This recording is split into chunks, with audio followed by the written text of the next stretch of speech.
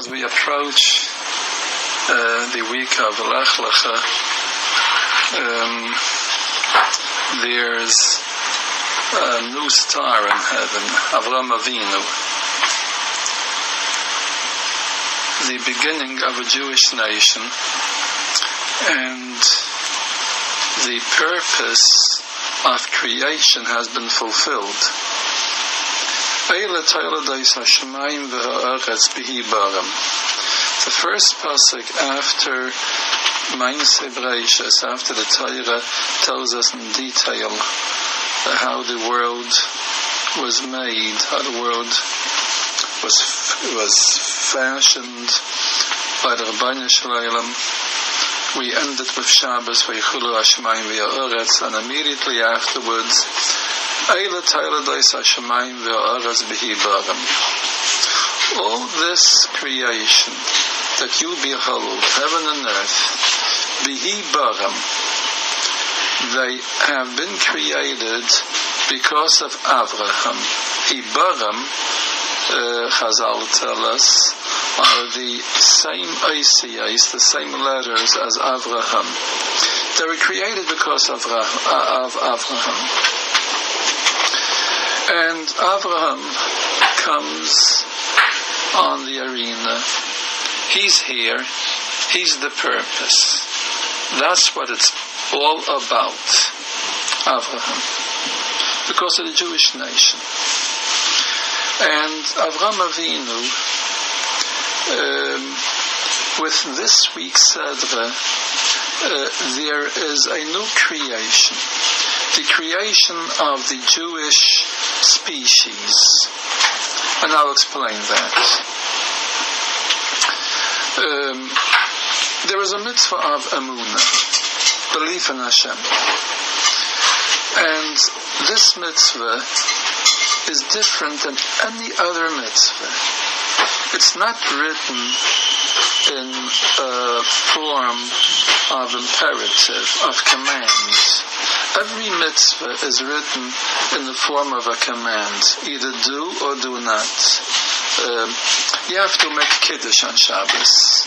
Zachar Yom Shabbos. Mention Shabbos with your mouth, lech-lecha, in the form of sanctifying it. That's the mitzvah of kiddush. You're supposed to wear tzitzis. V'yasu lahem tzitzis. They shall make tzitzis. They shall, or you shall. And if it's a negative mitzvah, a mitzvah slaisas, a mitzvah that the mitzvah is do not do it, then it's also in a command form. You're not supposed to eat anything that's not kosher. Don't eat anything which has been despised by the Rabbeinu Shalom because 11:15 of its kashrus condition, because there is no kedusha in it, but rather tumah. So every mitzvah is written in the form of a command. The Rambam puts down the mitzvah of emunah, of belief in Hashem. So the pasuk which tells us that we're supposed to believe in Hashem is the first pasuk in the Aseres Hadibros, which is Anochi Hashem lech-lecha. I am Hashem, your God. Now, this pasuk really isn't a command; it's a statement. Did I ever explain this before to you? It's a statement. And there is another opinion, that of the Ramban. The Rambam, whom I mentioned first, is Rabbeinu Moshe ben Maimon. The Ramban, with a nun at the end, Rabbeinu Moshe ben Nachman, says that the mitzvah of emunah is not a mitzvah. It's not included in Taryag mitzvahs, in the 613 mitzvahs, because it's more important than the mitzvahs, a prerequisite for the mitzvahs.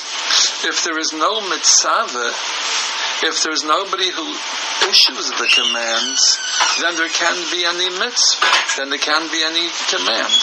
First we must establish the fact that there is a mitzvah, there is a commander. And then we shall know that he commands us to be Mikayim, to obey his mitzvahs. So, Anochi Hashem Elokecha is not a mitzvah, the Ramban says. It's the basement of the Torah on which the whole Torah is built. It's the foundation. So it's even more important than a mitzvah, and therefore it's not in the minyan. It's not it's not one of the 613. It's the one which is before.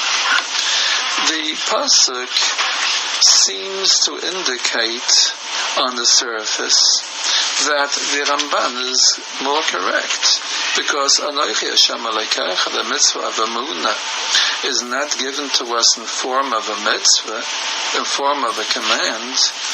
It's a statement. Anochi Hashem Elokecha, I am your God, asher tzisicha mi'eretz Mitzrayim mebeis avadim, that I extracted you, I took you out of Mitzrayim. So, to explain this, well, there are certain knowledges, certain items of knowledge which every person has to the degree that he absorbed that knowledge, and that knowledge comes from outside of him. He reads a book and he gets that knowledge. It's not part of him, and he acquired it from the outside. And being this knowledgeable person that he is, he has acquired knowledge, and his children won't have that knowledge unless they do the studying themselves. But this is not hereditary, because it's something that comes from the outside. It's acquired. However, there are certain traits or characteristics about a person that are hereditary. He has blue eyes.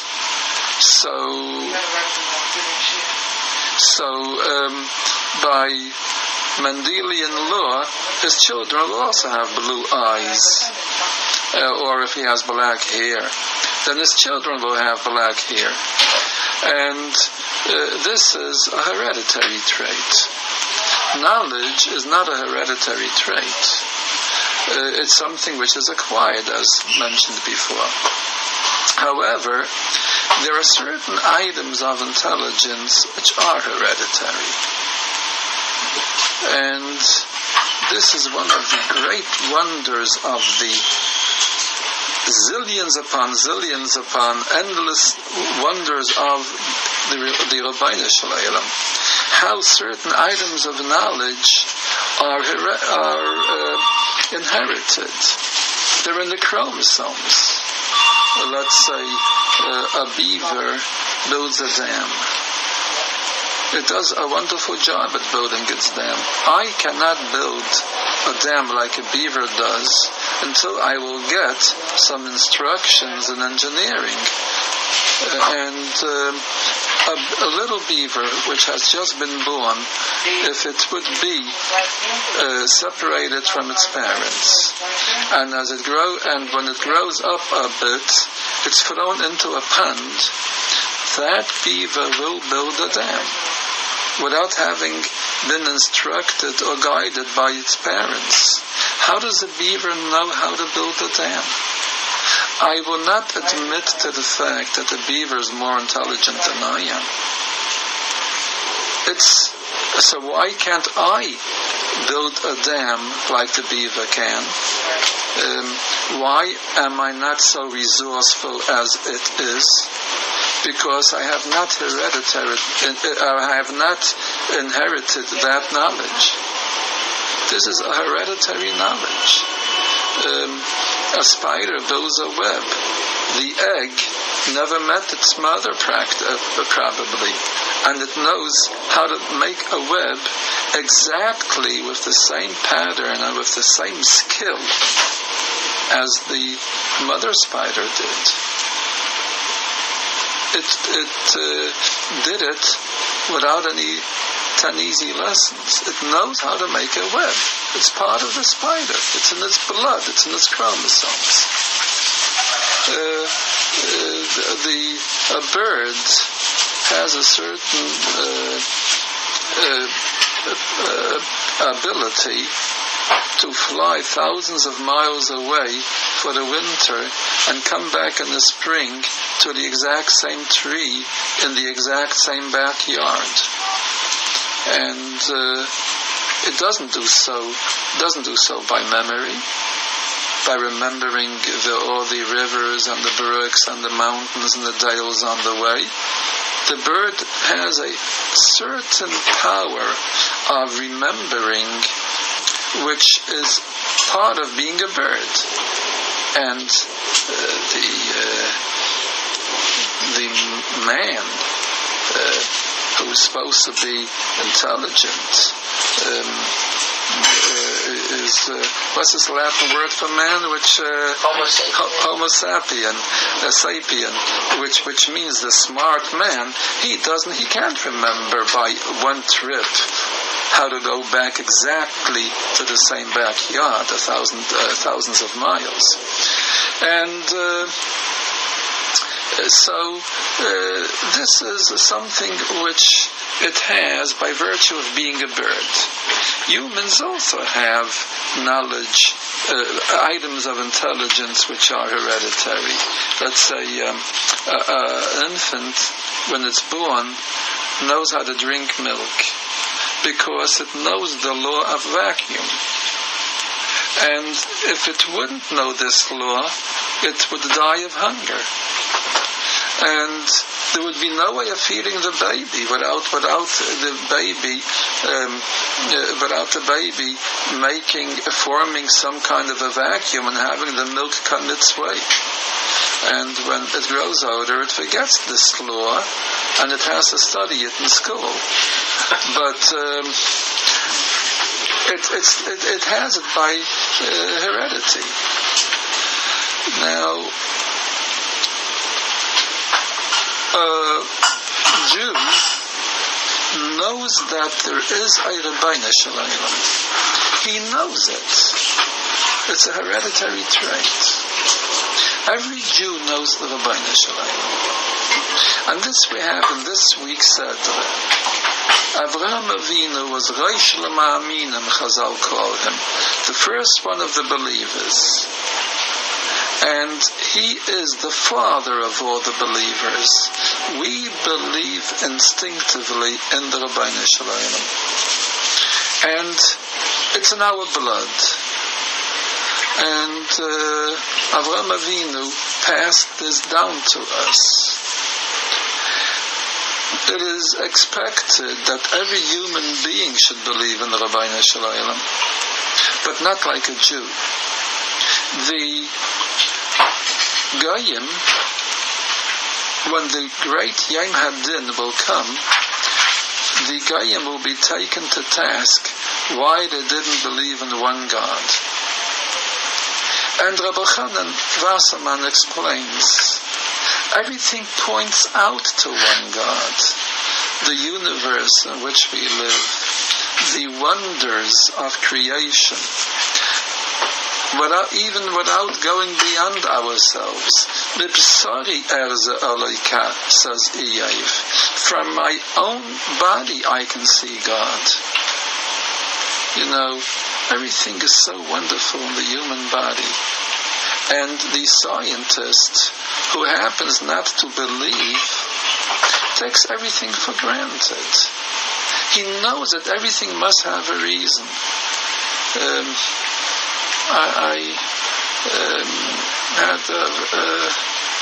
To me it was a very stirring experience when I was, excuse me for mentioning this fact, we're supposed to think about Torah and mitzvahs at all times, as much as we can manage. And there are places that we are not allowed, that are tamei, and where You have it in the you have a Siman in Shulchan Aruch about it. Hilchos Beis HaKisei, the laws of the lavatory. We are not allowed to think about Vamsha B'Kedusha, and it's a good idea for somebody who knows that it's going to be difficult for him to limit his thinking, to take along something to read. And I generally do that. When I was in Eretz Yisrael, I didn't have anything to read, and I found a medical book, because the one whose apartment it was a student of anatomy. And there was a book of anatomy for beginners and for medical students, the fundamentals of anatomy. Every page, that book had several hundred pages. Every page had about 20 or 30 wonders on it. It was astounding.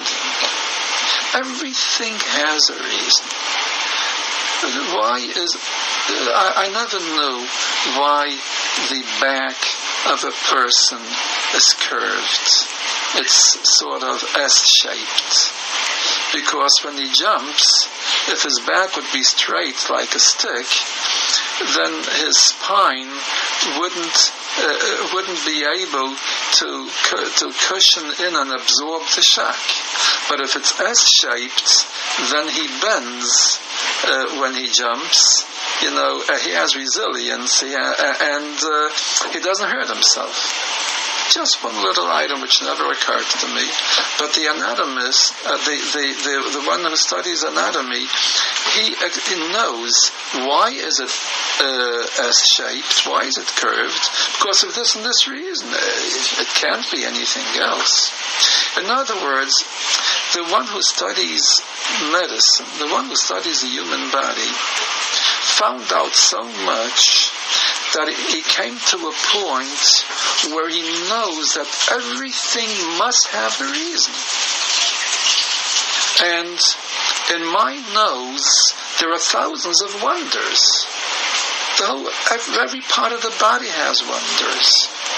The eye, what a wonderful camera it is. There's no camera that compares with the eye. And if somebody would drop his camera and the lens would get a little scratch, he would have to go and have that lens replaced or repaired or whatever. There's something about the human eye. It has a built-in repair system. And it has shutters that, the eyebrows and the hair, which don't allow, to the extent which it doesn't allow any foreign particles to come into the eye. It protects the eye.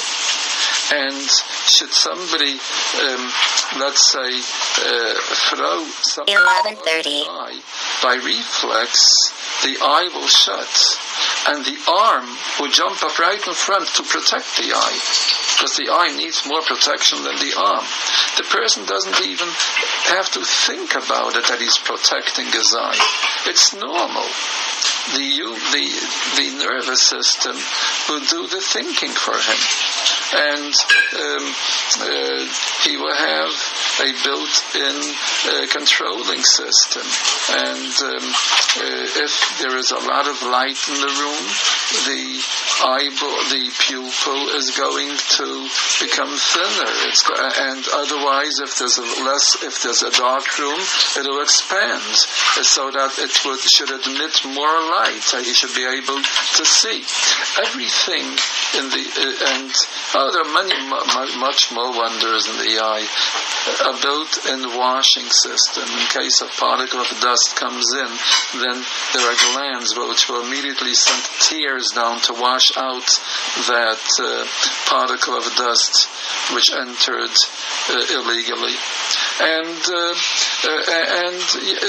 this is just one eye. And then there's another eye with the same wonders, and they work together. They work like a team. you should be able to see 3 dimensions, which you won't be able to see with only one eye. And this eye cannot exist and function like an eye unless it's supplied with blood. So we have the circulatory system, which starts off with the heart and all the blood vessels, the veins and the arteries, and to supply the blood to the eye and to all the numerous other organs in the body. And it wouldn't be able to exist. And the blood system brings the necessary nutrients to the eye that it needs for repair and for functioning, the oxygen, the energy, and it carries off the wastes, and then where does it get the oxygen? We spoke about the oxygen, so we'll have to start very much at length explaining the respiratory system, which is a wonder all by itself. And then where would the respiratory system get the energy and the raw materials to function as the other parts of the body? It gets it from the digestive system, which is another study all by itself. And all the organs of the body are each one in itself is a wonder, and they're dependent one upon the other, because you can't have the eye without the heart, or the heart without the lung, and the lung without the brain, and the brain without the digestive system, and so on and so on. And we can just go on endlessly this way, and every day new wonders of the human body are discovered. It's just endless. And so the scientist, by the medical student, by studying medicine for a while, will get a new kind of approach to medicine. When he sees something in the body, whatever he discovers in the body, he won't ask just what is this. He'll also ask why is this, because he has learned to appreciate that the body has a plan. It isn't something which was put together at random. Everything is planned out in the body. You meet Who is such an artist like our God, the pasuk says, that created such a body with external organs and internal organs, all functioning in coordination, one with the other. So everything has a reason.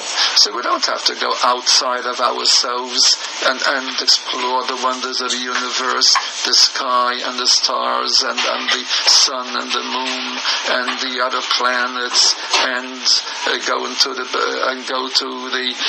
field to see the wonders of botany, and go to the zoo to see the wonders of zoology or whatever. And we don't have to go beyond ourselves.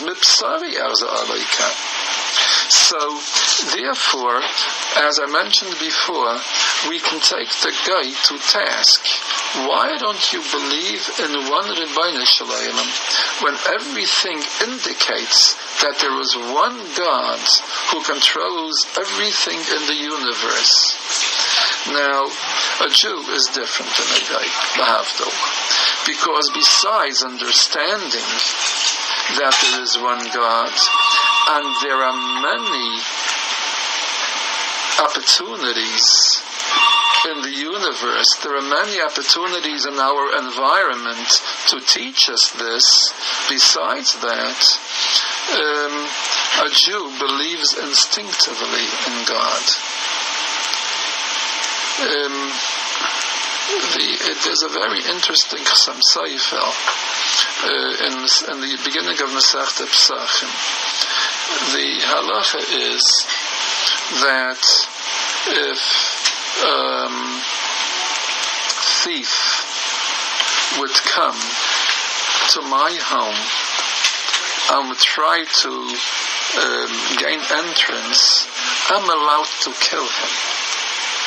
I don't know if the United States court would support this.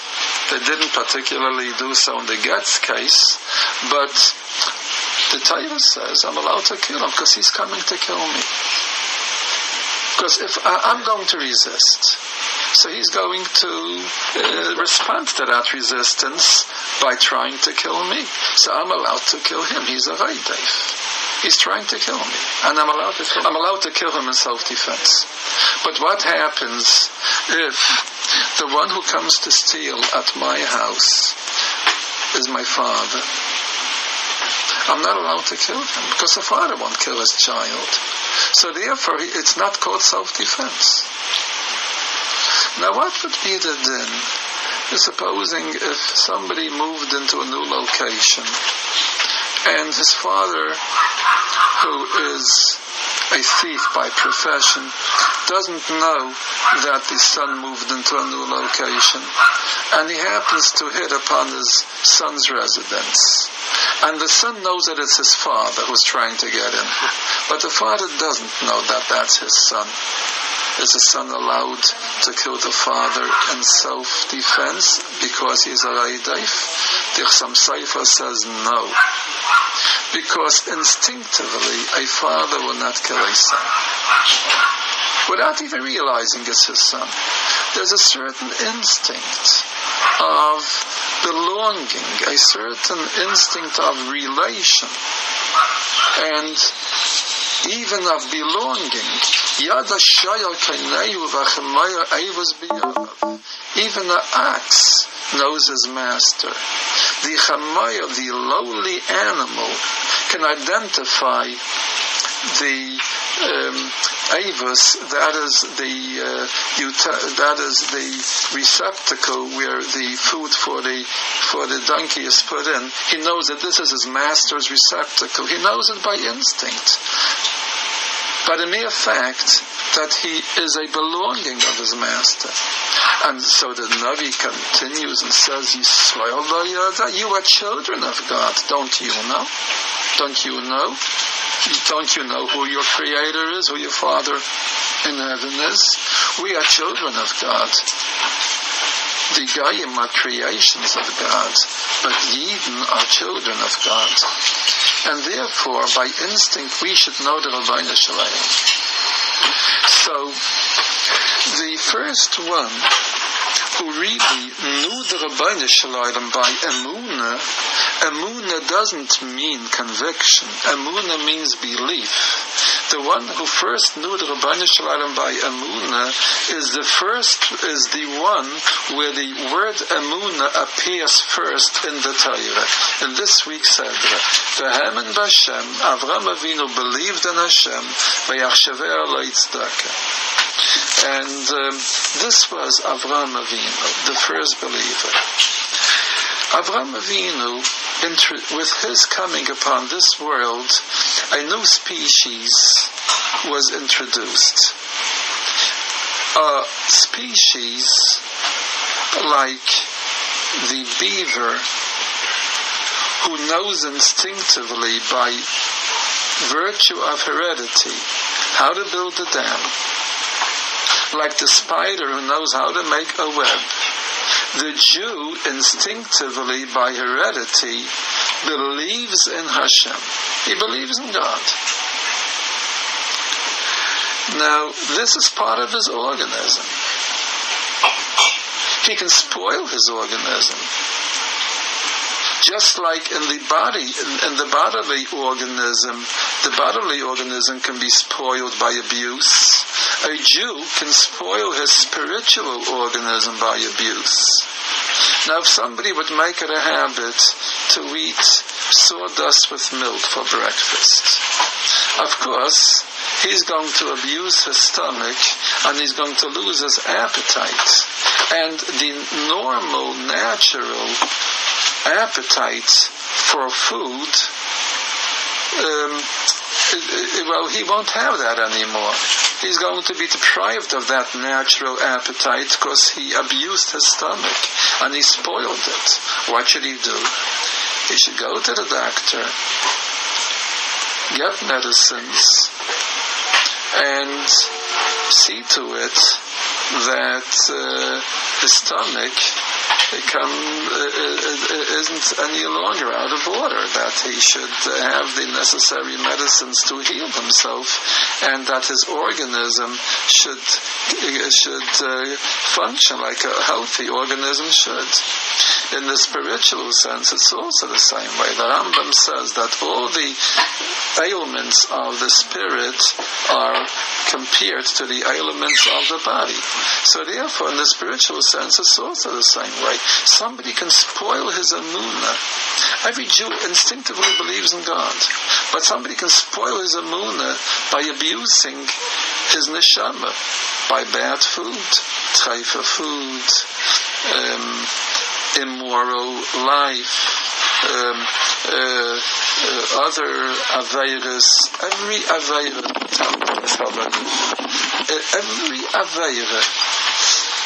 clogs up the Jewish heart, and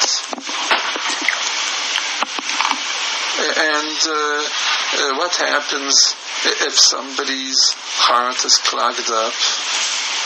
He'll have to come to the doctor and ask for treatment.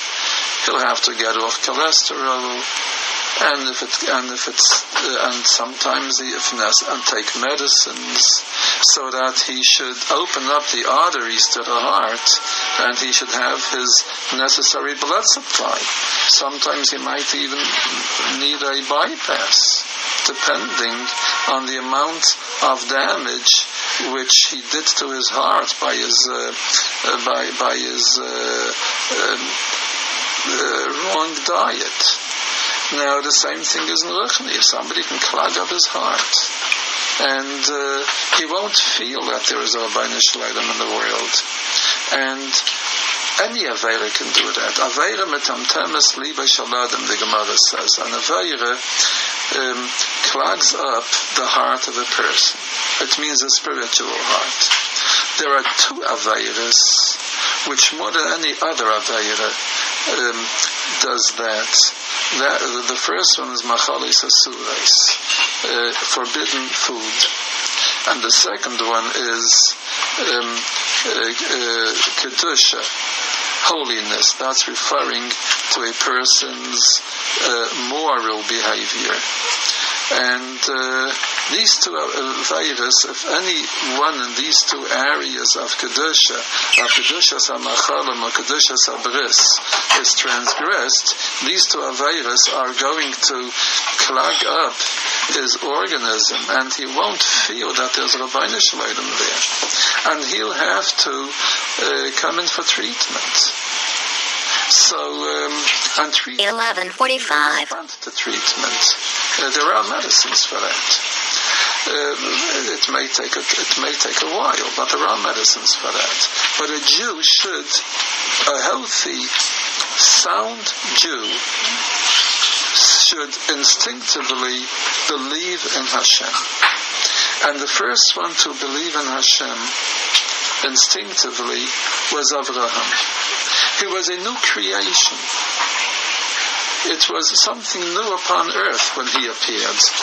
We say every morning in davening, which we take these are psukim in Divrei Hayamim, Atuhu Hashem Alekim, you are Hashem, Asher Atu Asisas Hashemayim, Shmei Hashemayim, who made the heavens, and the heavens above the heavens, Esaras Vasko Ashabam, the earth, and all that it contains, Hayamim Chalasha Behem, the seas, the oceans, and everything that they contain, the Atamachayas Kulam, you charge life into every one of them, and we're finished with that. We're finished with creation. But there's still something missing in creation. All the animals, all the birds, all the insects and fish and plants are there, and planets are there already. But there's one item in creation missing yet. a Jew who believes in Hashem. So David HaMelech finishes with the same wording.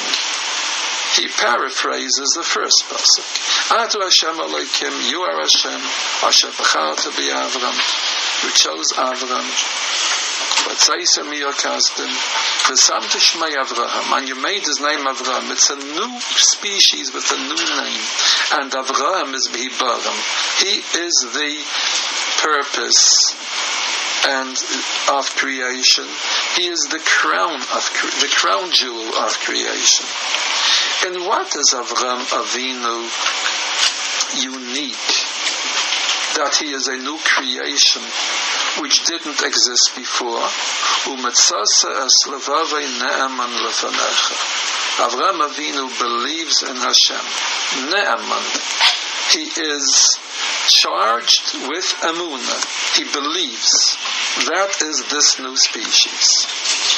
And therefore, we have in this week's Sedra, and the last week's Sedra, and the next week's Sedra, that both Avraham and Sarah, they were both infertile. They couldn't have any children naturally. And Hashem made a miracle for both of them that they were able to beget and bear children. And the reason is explained in Sfarim that Avraham Avinu was a new creation, a new species. And a species reproduces generation after generation. But Avraham Avinu was not a continuity of the human race which was started off by Adam and by Noach. He was something new.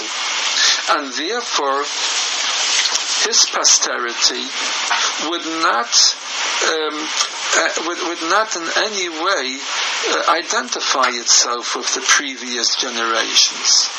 Being that he is a new creation, a new power of reproduction had to be produced in him and created anew by the Rabbeinu Shalom, because he is not a link in the long chain starting with Noach or with Adam. He's a new thing and he's starting a new species. So therefore, this miracle of Avraham Avinu being able to have children and of Sarah being capable to bear children was very necessary for the Jewish nation, because they started off a new species with a new origin, originating from the first one in the species, Avraham Avinu. And therefore we will find at the end of last week's Sedra that Avraham Avinu left his father and mother, and the Rashi brings with very much brevity something which the Medrash explains more at length, that Avraham Avinu left his father and his mother, and the Rabbeinu Shalom told him, Lecha ani paiter mikibud av, v'yein ani paiter achayra mikibud av. You are exempt from respect to your father, but no one else. We could criticize Avraham Avinu. You leave over an old father, an aging father and mother, and you're leaving them alone and going away. Now, where is Kibbud Avraham? But Hashem told Avraham Avinu he should leave his parents, lech-lecha and go. So Avraham Avinu was told, don't worry about Kibbud Av. You don't have to be mechabed your father. You don't have to give respect to your father. He's not your father. You're a new species. So this is what appears in this week's Sedra. So far, it's the third creation. In Bereshis, we have the creation of the world. Last week, we discussed the creation of the new world after the Mabul, Noach's world. And this week we have the creation of still a new world, the Jewish world. And it's a world which has the Jewish nation in it, which is the purpose of the creation. And the Sedra begins, Vayomer Hashem al Avraham, lech-lecha. Go to Eretz Yisrael, because you are the first Jew, and go to the land which is the beginning of creation. The first pasuk in the Torah talks about Eretz Yisrael, because Eretz Yisrael is the beginning of creation. The Gemara tells us that Eretz Yisrael was the first piece of geography which was created by Hashem. And from there, it was the embryo of creation, the Even Shia, the rock from which everything developed. From there, the globe started developing and forming into the globe. But the place of the Beis Hamikdash, and was the first thing to be made. After that, Yerushalayim. After that, Eretz Yisrael. And after that, the rest of the world. And Avraham Avinu, being the first Jew, who was the purpose of creation, really belongs in Eretz Yisrael. So the first pasuk in the Torah speaks about Eretz Yisrael. Bereishis bara Elokim es hashamayim v'yisa haaretz. And Rashi explains that Bereishis starts off telling us that Eretz Yisrael belongs to the Jewish nation. And there we will find an answer to those who say to the Jews, Listem atem, you are thieves, that you are taking Eretz Yisrael away from the 7 nations that inhabited them before the Jews. No, Eretz Yisrael belongs to the Rabbeinu Shalom, and he made it for the Jewish nation. In fact, the first word of the Torah is referring to the Beis Hamikdash. The Gemara says in Sukkah that Bereishis is Barashis. The Rabbeinu Shalom created, we once spoke about it, the Rabbeinu Shalom created the place of the Mizbeach, the cavity where the wine, from the place where Adam Rishon was taken. Adam Rishon was also taken from the place of beginning, from the place of Genesis. And so the first word in the Torah speaks about Eretz Yisrael. Interestingly, the first Haftarah, the Haftarah of Bereishis, is the first Haftarah of the year, and that also talks about Eretz Yisrael. And it's the first introduction that we have to Nevi'im in the form of the Haftarah. And the pasuk starts telling us in the Haftarah that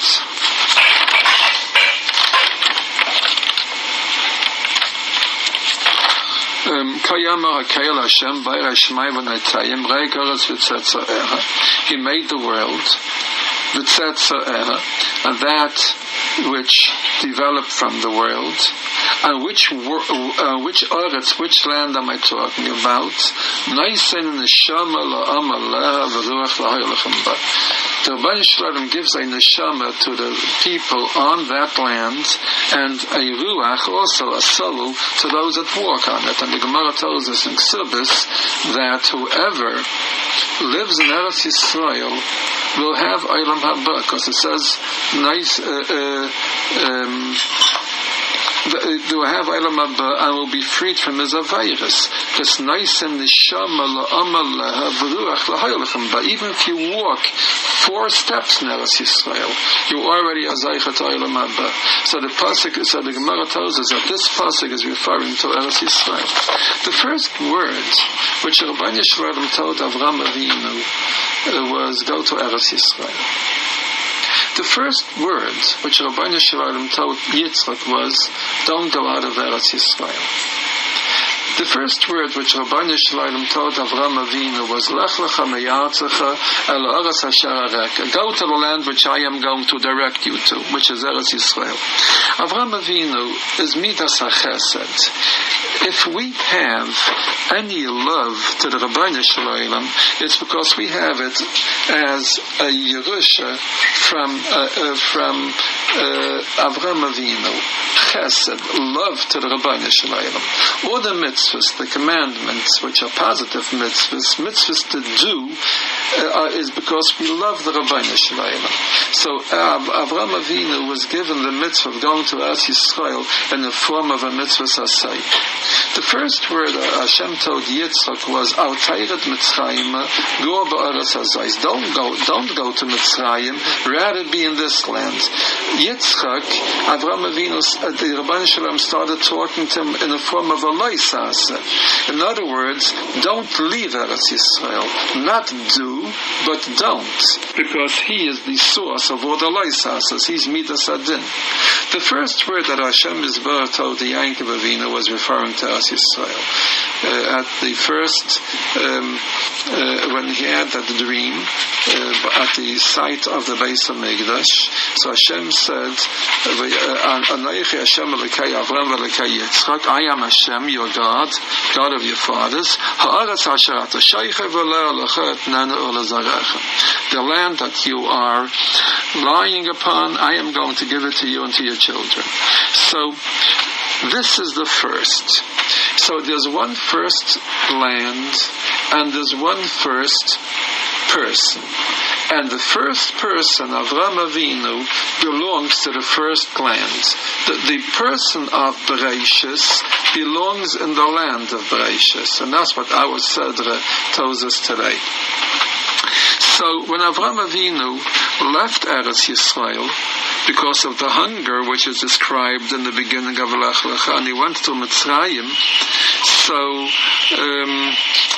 Sarah found herself detained, being kept by Parai. And the Ramban says that Avraham Avinu did a big sin by going to Mitzrayim. Firstly, why did he go to Mitzrayim? Secondly, why did he subject Sarah to Parai and his court? Why did he say things which caused Parai to think that this is his sister rather than his wife, and Parai was entertaining thoughts of marrying Sarah, and she was quite in danger of it, if not for the fact that Hashem protected her, and Parai was inflicted with makais, with the plagues. So but why did Avraham Avinu endanger Sarah by allowing her to go to Parai? So the Ramban says that because of that, he suffered in the form of his children who had to go down to the Galus in Mitzrayim. And being that the sin was in Mitzrayim, so the punishment was also in Mitzrayim. 12 o'clock. It's 12 o'clock. This Ramban is a rather puzzling Ramban. The Ramban couldn't find a good word for Avraham Avinu. You know that Avraham went to Mitzrayim, and the first thing that Avraham Avinu does when he comes to Eretz Yisrael is to do a big sin. Chet Gadol Chata Avraham Avinu. Rabbeinu Yaina in the Shari Tshuva tells us that even though it says Havidanas Kaladam Lekaf Schus, you should always judge a person by to merit, and always given the benefit of the doubt. You see somebody doing something which is questionable. It may be an aveira, may not be an aveira. Given the benefit of the doubt,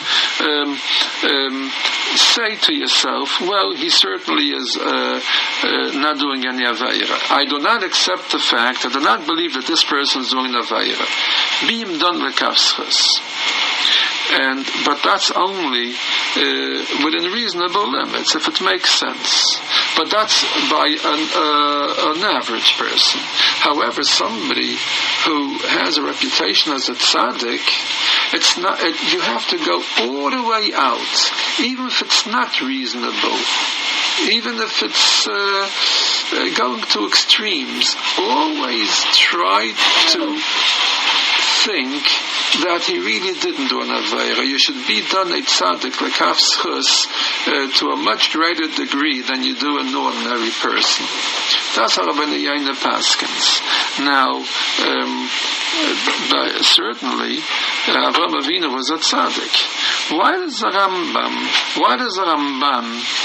criticize Avraham Avinu and says that he did an Aveira? He couldn't find a good reason for Avraham Avinu going to Mitzrayim and for Sarah being allowed to enter the court of Parai and without any resistance from Avraham Avinu. I could find a schus in Avraham Avinu. Why couldn't the Ramban? If the time will allow, I'm going to tell you what I think about Avraham Avinu. But so why couldn't the Ramban think about a good reason for Avraham Avinu doing this? He puts him, and Avraham Avinu is put down as somebody who did a sin, and the Ramban's Sefer is an eternal Sefer, hundreds and hundreds of years already that we have the Ramban, and every year thousands upon thousands upon thousands of Jews learn when they come to Parshas lech-lecha that Avraham Avinu did a sin. Now, the Maharal, you certainly, I suppose, heard of the Maharal. We know of the Maharal as creating a Gailam, creating a form out of clay in the form of a human being, which was a Gailam. And the Gailam we usually call a dumb person is called a Gailam. But the Maharal did more than creating a Gailam. The Maharal actually, his biggest feat was not making a Gailam, but making people, transforming Gailams into people. He gave us his Sfarim, his wonderful Sfarim, which teach us very much. They give us, I believe he was probably, if we want to call it Jewish philosophy, he was probably the greatest Jewish philosopher that ever was, the Maharal. And he gives us Jewish thought. So the Maharal explains in one of the Sfarim that the difference between a Jew and a guy is that a Jew is fundamentally a tzaddik as opposed to a guy. And when a Jew does an Aveira, it's only on the surface, but it doesn't reach his insides. It isn't because he is internally bad. It's just on the surface. Just like somebody, who fell into the mud, or who, let's say, swept a chimney, so he's black. Now, a black person from Africa can wash himself in soap and water for decades and he'll remain black. But somebody who swept a chimney and is black will just go into a shower with a little warm water and soap, in a jiffy he'll be white again. So that's how he explains that an Aveira by a Yid, by a Jew, is only on the surface. It's b'mikche. It happened. And something which happened by coincidence isn't anything that prevails, isn't anything that's permanent. It'll go away. It's only temporary. However, when a guy does an Aveira, it's because of his very nature, and the blemish which he causes upon himself, the coloring, the dark coloring which he colors himself with an Aveira is permanent. That's what the Maharal explains. So therefore, a Jew can do tshuva on an aveira. Tshuva is not for goyim. So, in the beginning of this week's Sedra, there is something which needs explanation. And the Mefarshim ask this kasha. Why is it that the Torah doesn't tell us anything about Avraham Avinu before we start talking about Hashem's relation with Avraham Avinu? Last week's Sedra, in contrast, when we see that the Rabbeinu Shalom, after 10 generations, which he just fleetingly passed through, stops by Noach, and we have an entire Sedra about Noach.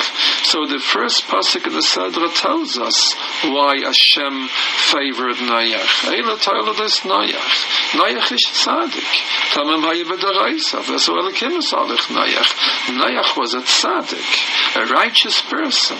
Therefore, Hashem bestowed favor upon him, and he saved him from the Mabul while others suffered.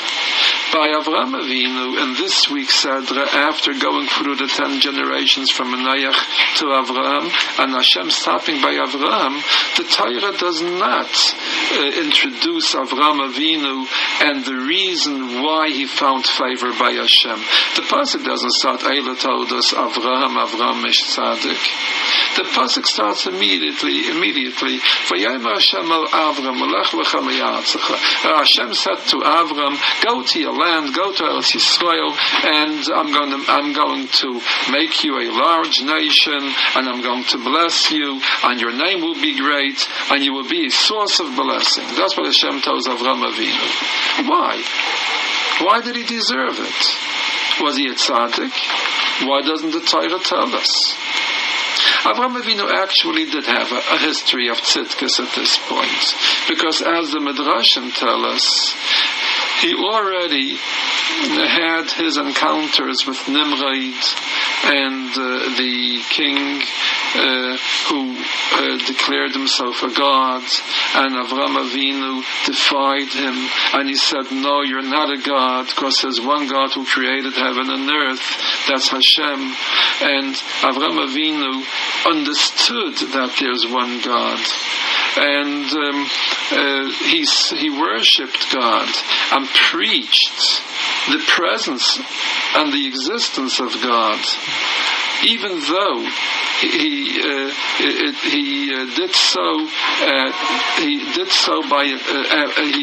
endangered himself by doing so, by inciting the wrath of Nimrod upon him, and Nimrod actually threw him into the fire. And then Hashem made a ness, he made a miracle, and the fire did not harm Avraham Avinu at all, and he emerged from the fire without any harm at all to his body. And then Avraham Avinu, then Hashem introduced himself to Avraham Avinu, and he said, Anihu Bal Abira, I am the maker of the world. This maker that you endangered yourself and you gave away your life to preach his presence and his truth, well, here I am. And Avraham Avinu was Zayich, he had the fortune of the first Nevuah, the first prophecy of Hashem Yisbarach talking directly to Avraham Avinu after Ur Kasdim. But the Torah doesn't tell us that. The Torah just said that Avraham Avinu went out of Ur Kasdim, and we need the Midrashim to tell us the story of Ur Kasdim. The Torah does not tell us. So why doesn't the Torah tell us who Avraham Avinu was? Why he was deserving of such a relation with Hashem, that Hashem should tell him to go to Eretz Yisrael? You are the rashis of mankind, and you belong in the rashis of geography. Why doesn't the Torah tell us that? I will answer that with a thought which I saw someplace else from the Maral, and I will apply this thought to Avraham Avinu. Avraham Avinu, the Amaral says it by Yitzias Mitzrayim.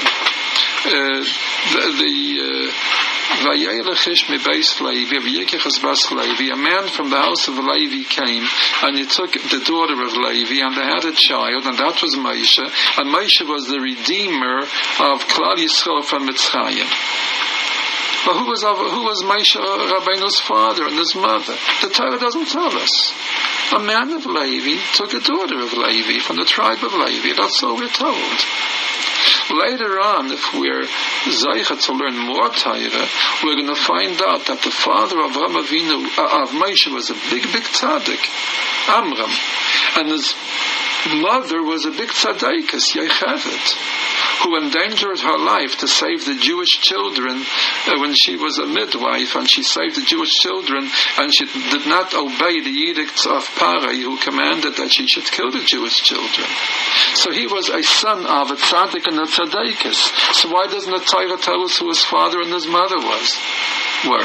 So the Maral explains that the Geula of Yisrael is absolute, and it is not dependent on anything that happens. Jews must be redeemed.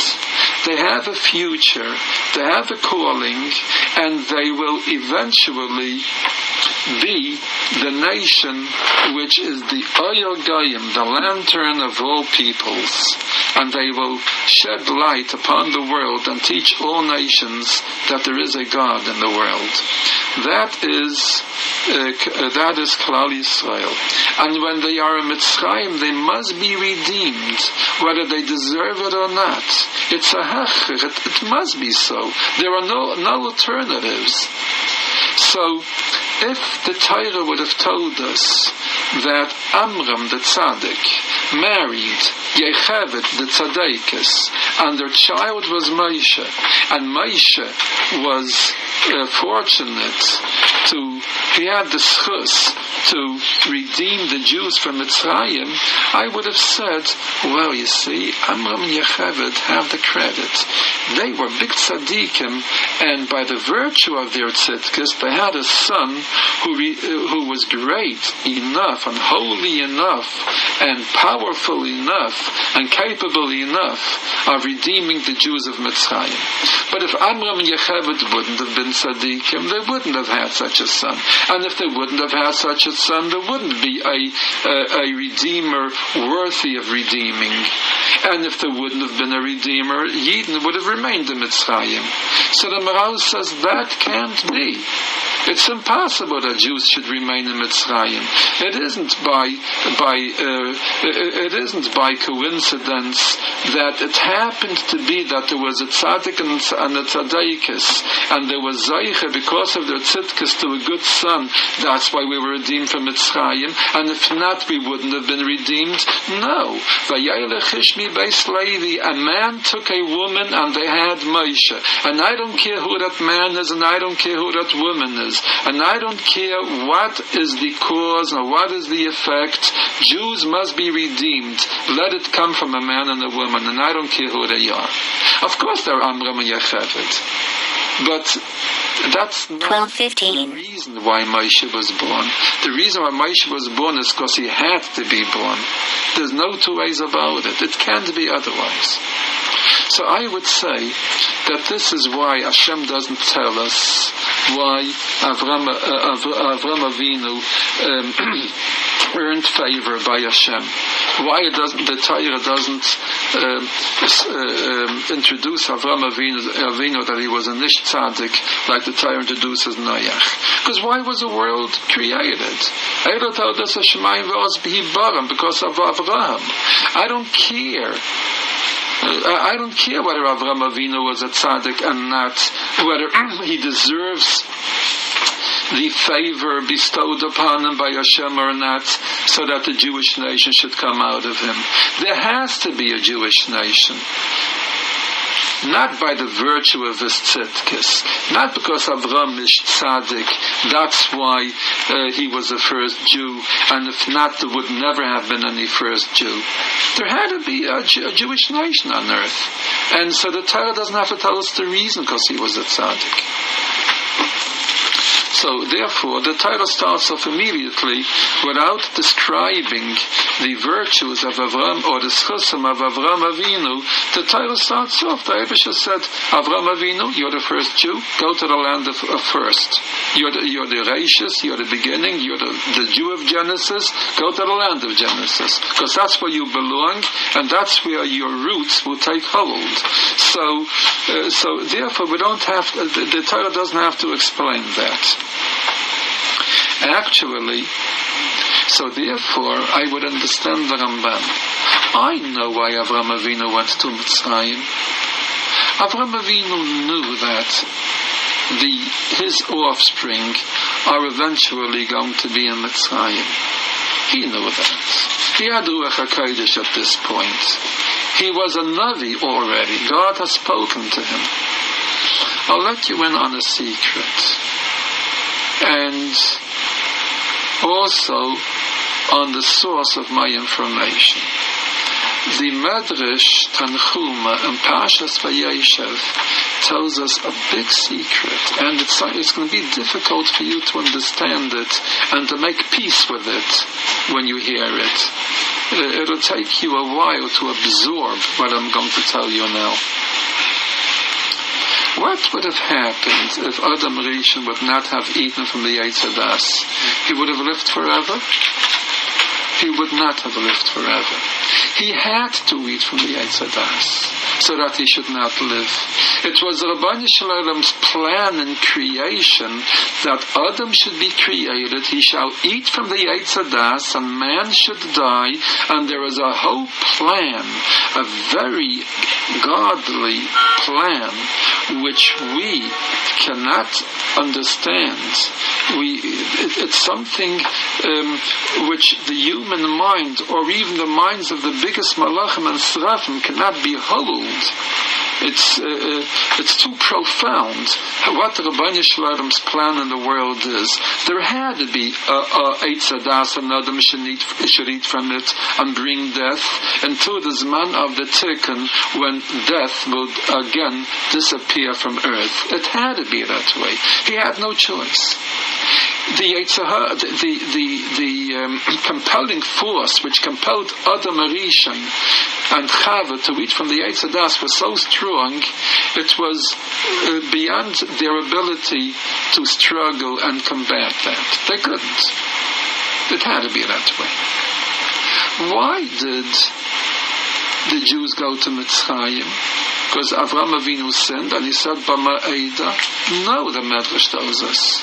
They had to go to Mitzrayim. It was part of the heavenly plan. So that from Mitzrayim, the Jewish nation should emerge as a nation.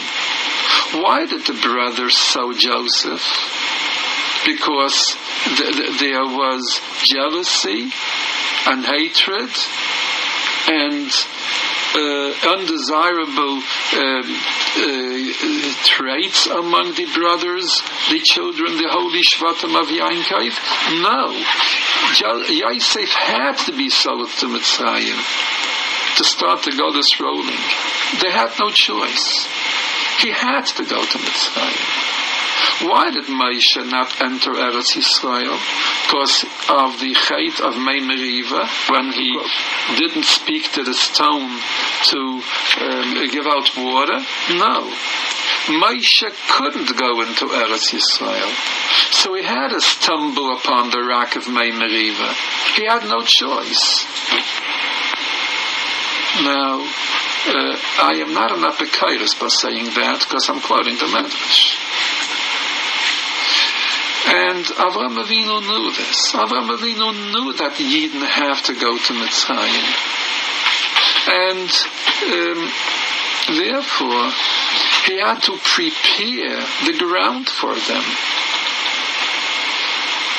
when 210 years after Yidden being in Mitzrayim, they were a nation of 600,000 males above 20, plus their wives and children. Several million people. They were a pure nation. They were pure and moral.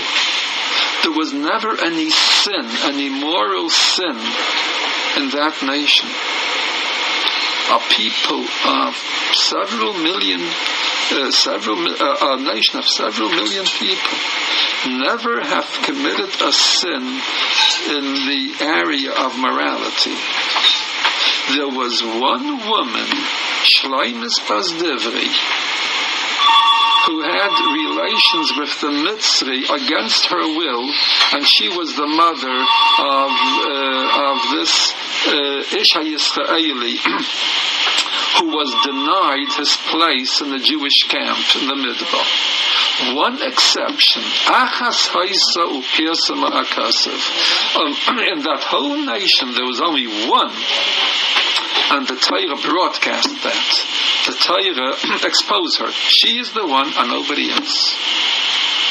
How were the Yidden able to keep such a purity in Mitzrayim? How were the men able to keep such a purity? How were the women able to keep such a purity? So the Gemara tells us that Sarah, by being in the house of Parai and withstanding all the pleas and all the promises of Parai that she should wed him, and she kept her purity, and she struggled against him. Now, of course, he promised her royalty and everything. By that tzidkes, she was zeicha that she brought a kedusha, a holiness, into all the Jewish daughters after her, and they were able to keep themselves holy in Mitzrayim. How were the Jewish men able to keep themselves holy in Mitzrayim? Because of Yosef, with his encounter with the wife of Potiphar. And it was because of his tzidkes that gave the men Kedusha in Mitzrayim. Avraham Avinu knew this. He had to go to Mitzrayim to prepare the ground for his children in Mitzrayim. This is a very good limit for going to Mitzrayim and for having Sarah being detained by Parai to effect such a schus. The Ramban knew it. The Zayah tells, and the Ramban knew the Zayah. He always brings down things from the Zayah. The Zayah says that Avraham Avinu wasn't afraid that Sarah would be molested in the house of Parai, because he saw the Shechina with her. He saw the Spirit of God is dwelling upon her. He knew that nothing bad can happen to her. And the Ramban could have written that also. Why did the Ramban write that Avraham Avinu did a sin? But with what we discussed till now, I think that the answer is evident, self-evident, because the Ramban had a reason for telling that Avraham Avinu did a sin right in the beginning of our being introduced to the story of Avraham Avinu. Let us know that Avraham Avinu is capable of doing a sin, a chet gadol, a great sin, the way the Ramban writes, and still he's Avraham Avinu and Hashem favors him. Not by the virtue of his tzidkes, not because he is such a big chassid, because he's such a big kadosh, but because there has to be a Jewish nation. That Avraham Avinu remained a tzaddik after that sin, the Ramban knew. Because the Zayah asks this kasha, why did Avraham Avinu go to Mitzrayim without permission, and why did he allow Sarah to go to Parai? So the kasha the Ramban took from the Zayah, but it doesn't answer the teretz, because Ramban wants to give us some insight into the Sedra, that the Jewish nation is not based, and the foundation of the Jewish nation, the origin of the Jewish nation, the calling and the future of the Jewish nation is not based on things that happened at random, that they were the choice of a person who could have done one thing or the other thing. No, it has to be that way.